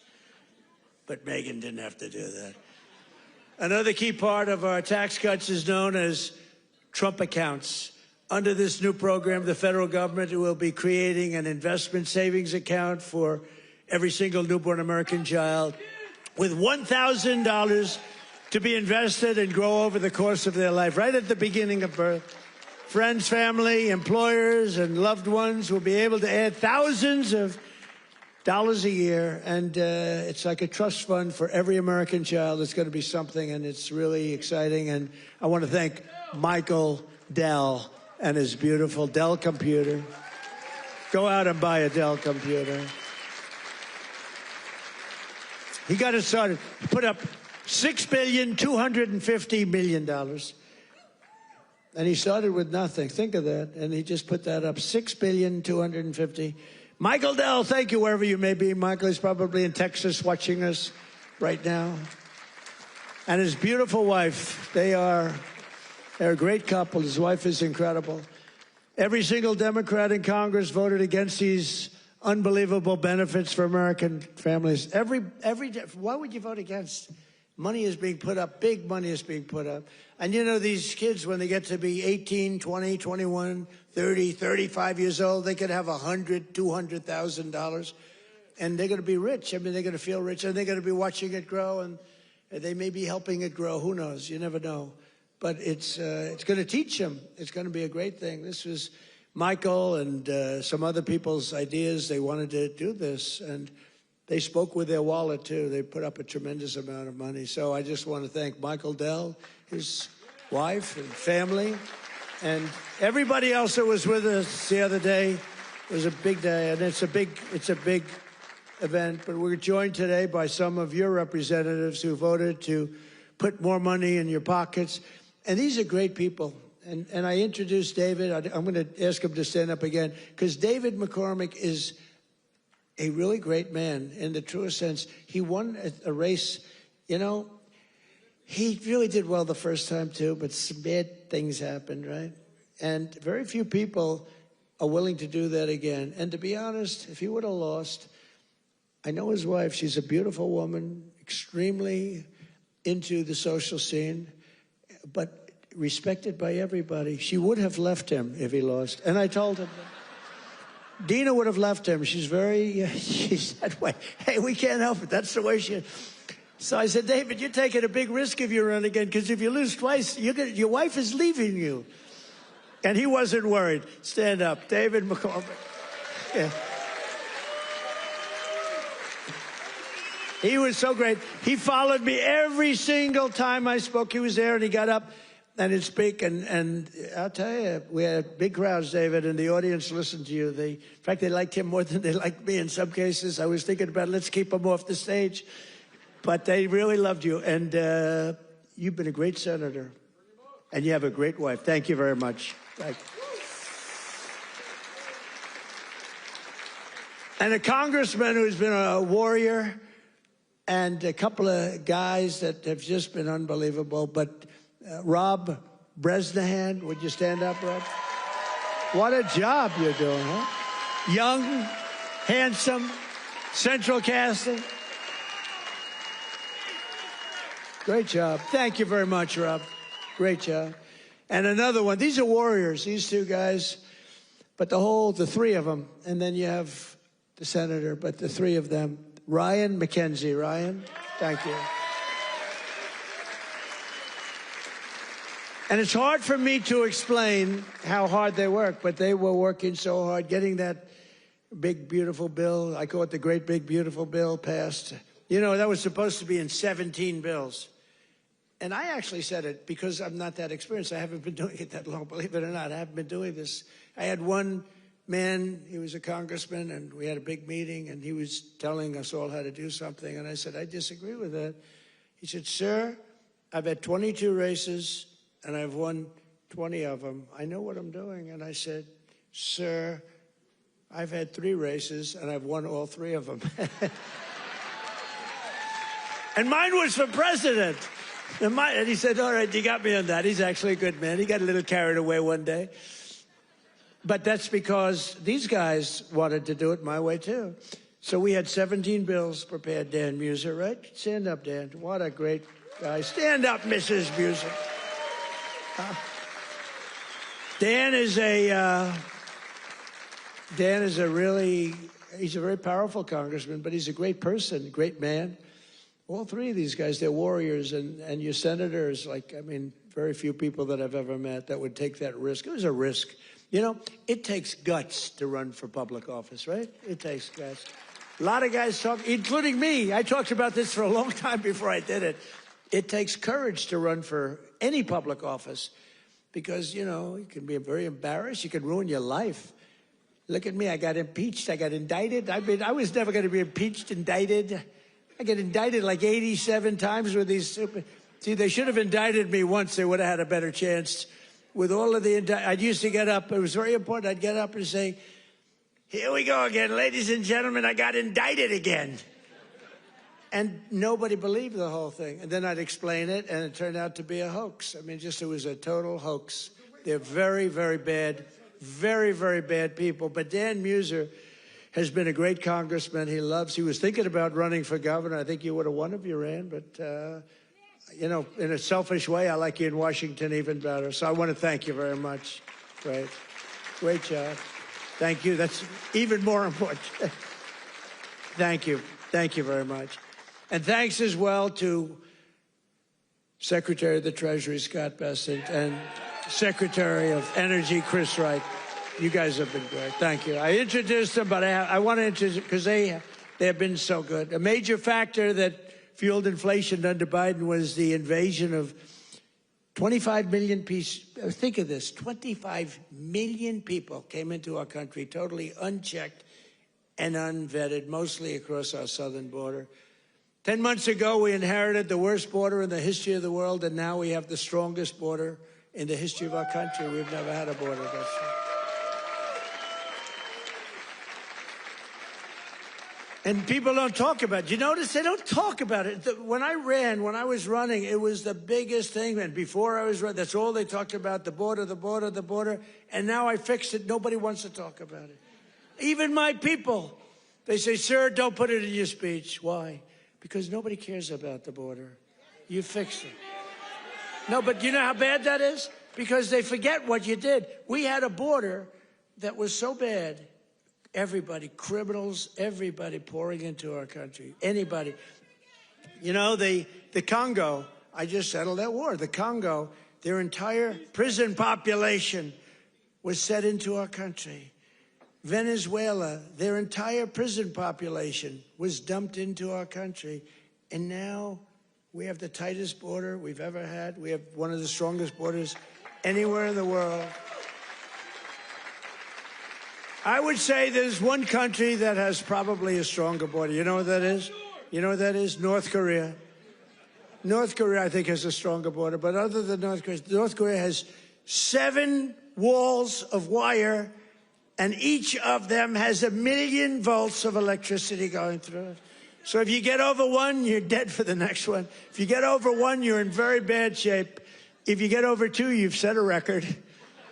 So I don't know, Scott, I think we give North Korea the safest border. Don't you agree? You know, but ours is pretty safe. And I want to thank Pete Hegseth and the military for helping us.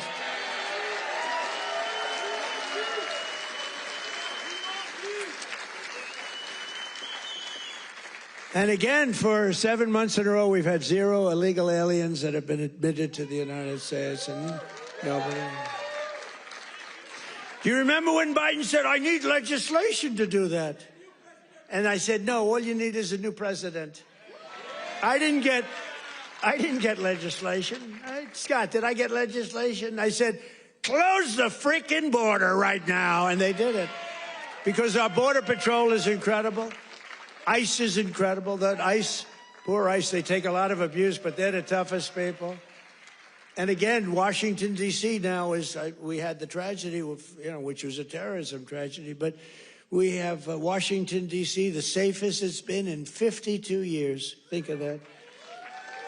And a year ago, you couldn't walk down a street in Washington, our nation's capital. And now restaurants are booming, restaurants are opening. The restaurants were all closing. Now the restaurants are opening. You can't get into a restaurant in Washington, D.C. Biden and the radical left Democrats turned Pennsylvania into a dumping ground for hundreds of thousands of migrants from the most dysfunctional places on earth, like Somalia, and gave them billions and billions of your taxpayer dollar. But we didn't really give it. It was stolen. And those people should go to jail. Jail. And if they don't go to jail, Scott Bessent is toast. He's toast. I'll tell you, that could be the easiest case. I think it's too easy for you. Just give it to your assistants. They can do that case. These people are crooks. They don't work. 91% unemployment, okay? It's a scam, and it's headed up by the crooked Congresswoman. Whatever happened to her brother, by the way? Is he still around? Where is he? Yeah, he went low. He went low. He's not happy. Would you look into him too, Scott? Would you find out the brother, please? She said, how dare you say that about me? It's discrimination. Let me tell you, black people love Trump. I got the biggest vote. I got the biggest vote with black people. They know a scam better than anybody. They know what it is to be scammed. Thank you, man. Thank you. I appreciate it. We did great. Thank you. I like this guy. Thank you. We got a tremendous black vote. We got a tremendous Hispanic vote. We got a tremendous, because we speak the truth. They get it. Everybody gets it. Everybody, pretty much everybody gets it. And they know we're the real deal. Our country's become so strong in such a 10 months. Think of it. It's not even a year. It's like, if we keep going like this, I don't know if we can do that. But if we keep going like this, there'll be nothing ever in history like it. Already, they are saying better than Lincoln, better than Washington, better than anybody. The best 10 months ever in the history of the presidency. And for the first time in 50 years, we now have reverse migration, which means more jobs, better wages, and higher income for American citizens, not for illegal aliens. And you know what? We all have a heart. We want to take care of people. But these people are getting killed on the walk up.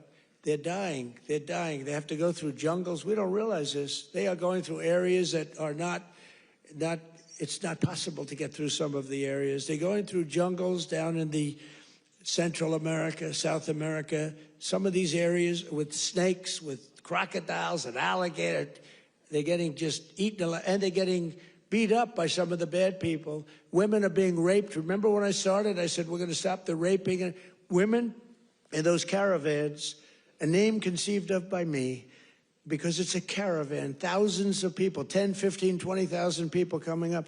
The women in those caravans are being raped in unprecedented numbers by other people in the caravans. By them not coming, they're not even trying to come now because they know they can't get through. We're doing a tremendous service because they're not being killed and they're not being raped and they're staying back in their country where they've been. And they've been taken care of. I've also announced a permanent pause on third world migration, including from hellholes like Afghanistan, Haiti, Somalia, and many other countries.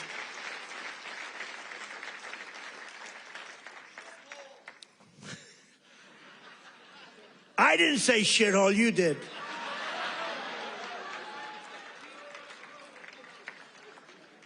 Remember I said that to the senators, they came in, the Democrats. They wanted to be bipartisan.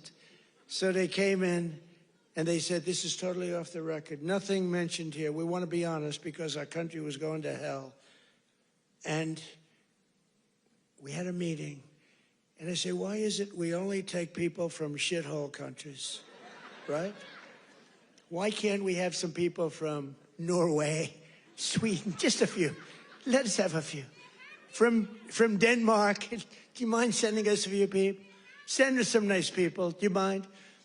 But we always take people from Somalia, places that are a disaster, right? Filthy, dirty, disgusting, ridden with crime. The only thing they're good at is going after ships. But they don't go after our ships. You know why? Because that same missile that knocks the crap out of them, that with the drug dealers from Venezuela and others.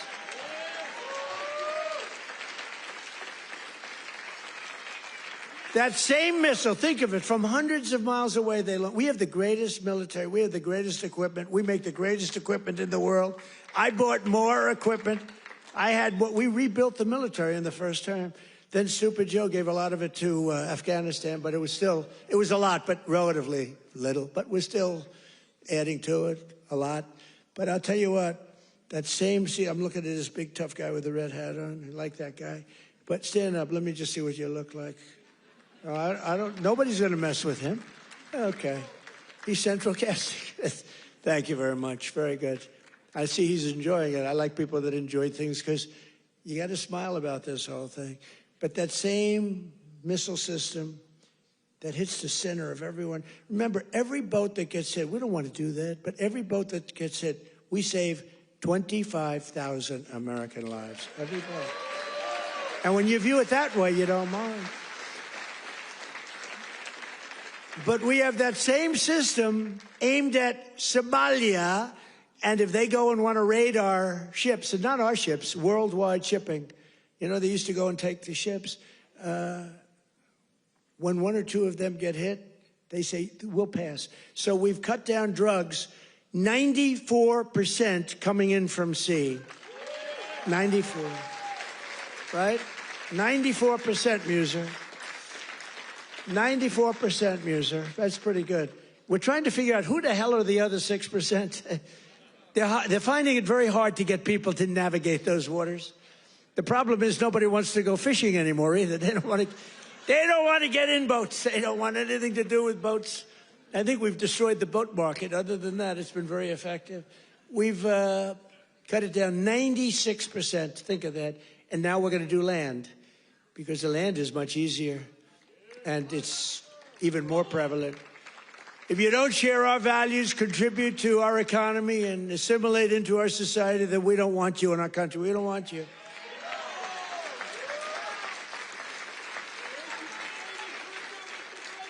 I mean, Ilhan Omar and the people from Somalia, they hate our country. And they think we're stupid people, which actually, when they allow that to happen, they are. That's headed by Governor Walz, one of the dumber people around. No, but think of it. He's given not like peanuts, billions. These are people that don't work in their own country. Their own country's a failure. They have no money there. And yet they come into our country and steal tens of billions of dollars. How stupid are we to allow that to happen? They can't earn 10 cents in their country. They come over here and rob. Are we that easy? Are we that easy to allow a thing like that to happen? That's up to you. And look at what's going on in North Carolina. We have a big Senate race. We have a fantastic man, Michael Whatley, running as a Republican, head of the Republican Party. Won elections, won the presidential election for us. He's running against a governor who's a radical left lunatic. And Michael should win. I don't know. It's hard. You beat a two-term governor, but the governor didn't do a good job. But what's happening in North Carolina? Two of the most vicious murders that anyone's ever seen in Charlotte. And it's all run by the Democrats. What's going on there? The young lady from Ukraine, you saw that one where a guy from behind just cut her throat on tape. can't even watch it. What's going on in North Carolina? You need a Republican running that, and you've got to have a Republican senator elected. If you don't, and Michael Whatley's running, he's going to be great. So we have people from North Carolina here. Otherwise, I wouldn't be wasting so many words, you know. It's a Senate race, but you agree with me, I think, Mr. Senator, right? Together, we've achieved more in less than 1 year than most other administrations have achieved in 8 years. And we're restoring law and order to our cities, backing the men and women of law enforcement. I love law enforcement. And standing with the heroes of ICE and Border Patrol. We've ended political correctness in our military. We've renamed the Department of Defense into the Department of War. I said to Pete, you know, Pete's a tough cookie, and I said to Pete, I used to do interviews with him, and all he wanted to talk about was the military. I said, this guy's great, smart guy, great education, great everything. The press gave him a hard time, real hard time, but he's really proven to be very, very good, very, very strong. Young, strong, smart. We have Raisin Cain, the great general who knocked out ISIS for us in 4 weeks. Raisin Cain, they said it was going to take, right? They said it was going to take 5 years, sir. Or, sir, it'll take 5 years. He said, sir, I can do it in 4 weeks. Did it in 3 weeks. Knocked out ISIS. He did a hell of a job in knocking out the Iran nuclear capability. We knocked out the Iran nuclear capability. Now compare that to Jimmy Carter, the Democrats. Well, he was a nice man, but he was. But we don't really want a nice man. You want to have somebody that's capable. You know, they were talking about Greg Gutfeld. He's a very good guy. Greg Gutfeld, very good. But Greg Gutfeld he didn't like me very early in his, he didn't like me. I don't know, he just didn't like me. And it was all right, but, you know, it's okay, I'll live with it. Then all of a sudden he started saying, you know, I don't like this guy, but everything he says, he gets it done. And you know, then he went on a couple of months later, and he started going like, I'm starting to like that guy better. Every damn thing he says, he gets it done. And it's all really good, common sense, tough stuff. I've never seen anything like it. Everything he says, he gets done. And then he started to really like me. And then we did an interview. It was supposed to be a 10-minute interview. It lasted for 2 hours. There was a good chemistry. And he did 5 shows, all 5 shows that week. And he got the highest ratings that anyone's ever gotten in that time slot. And he became legendary. I'm happy for him. But there was something. But he said, during the process, he said, so would I rather have a guy as president who was really a nice guy who I liked, or a guy who I can't stand that gets everything done and turns our country into a great country again? And he was smart. It was a very interesting process, but he's a great guy. He's doing really well. Totally dominates the late night. Totally dominates against those morons that they have at the other. Kimmel, what bad people. In 10 months, I ended 8 wars, including Kosovo, Serbia, Pakistan and India. They were going at it. Israel and Iran, Egypt and Ethiopia. You didn't know about that. Armenia and Azerbaijan. And I hate to say this, one named Cambodia, Thailand, and it started up today. Tomorrow I'll have to make a phone call, and I think they'll get it. Who else could say, I'm going to make a phone call and stop a war of 2 very powerful countries, Thailand and Cambodia? They're going at it again. But I'll do it. So we're making peace through strength. That's what we're doing. We've cut federal funding for any school that pushes critical race theory or transgender insanity. No more money. We banned the chemical, surgical mutilation of children. Think of this. Can you imagine if you were up here 15 years ago? We have banned the chemical mutilation of children. They'd say, this guy's crazy. We actually had to ban it. But think, can you imagine that? Or I have stopped men from playing in women's sports. They'd say, this guy's crazy. Men don't play in women's sports. Stop men. Well, that's another thing. We stopped men from playing in women's sports, and we're restoring the name of a great president, William McKinley, to Mount McKinley in beautiful Alaska. And I renamed the Gulf of Mexico into the Gulf of America.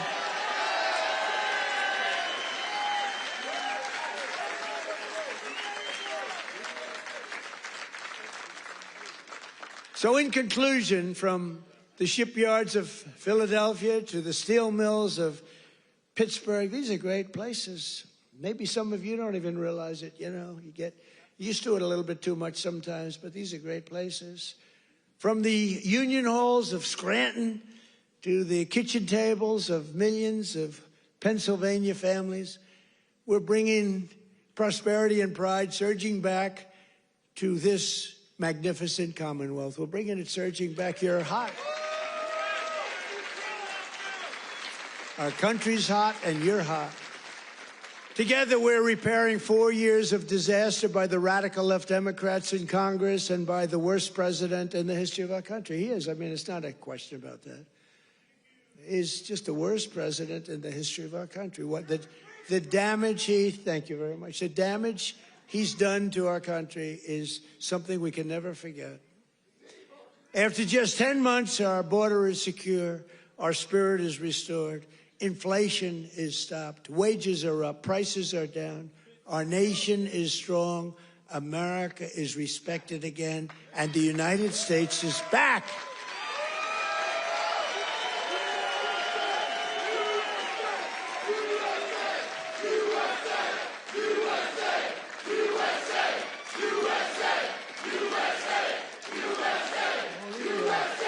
All these people, right?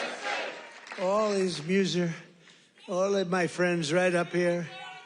Every single, thank you very much. Thank you. Thank you. Appreciate it. He looks like The Rock. You look like The Rock. Stand up. Let me see what you look like. Yeah, look at that. The Rock would be very happy with that look. Every single day of this administration, we will keep on working for the hard-working American citizens, people that love our country. We will fight, fight, fight, and we will win, win, win. And with your help, we will make America powerful again. We will make America wealthy again. We will make America healthy again. We will make America strong again. We will make America proud again. We will make America safe again. And we will make America great again. Thank you, Pennsylvania. Thank you. We love you, Pennsylvania. Merry Christmas.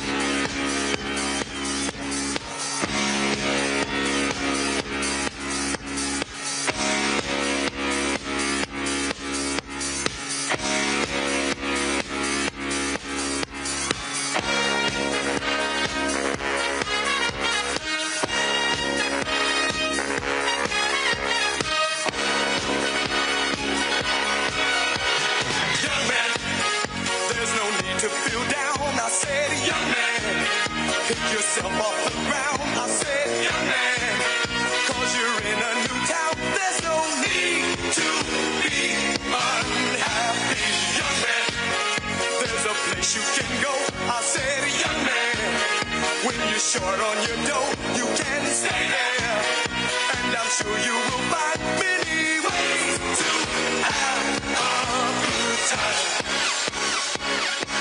It's fun to stay at the YMCA. It's fun to stay at the YMCA. They have everything for your men to enjoy. You can hang out with all the boys. It's fun to stay at the YMCA. It's fun to stay at the YMCA.